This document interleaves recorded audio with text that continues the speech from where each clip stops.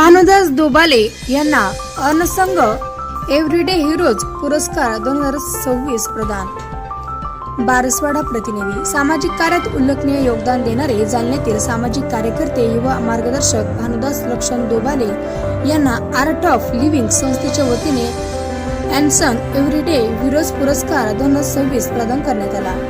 छत्रपती संभाजीनगर येथील institute of इंजिनियरच्या सभागृहात आयोजित भव्य सोहळ्यात महाराष्ट्र राज्याचे सामाजिक न्याय मंत्री Sanjay Shirsat, art of living पदाधिकारी व इतर मान्यवरांच्या उपस्थितीत हा पुरस्कार प्रदान करण्यात आला।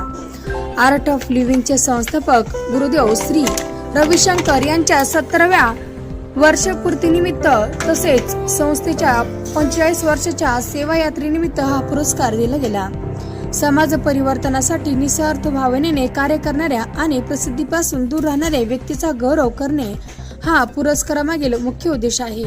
भानुदास दोबाले यांनी ग्रामीण भागातील लोकांना मार्गदर्शन, समाजोपयोगी उपक्रम आयोजन, स्वयंसेवी चळवळीमध्ये सक्रिय सहभाग तसेच राष्ट्रीय सेवा योजनेच्या विविध उपक्रमांमध्ये त्यांनी महत्त्वपूर्ण भूमिका बजावली आहे।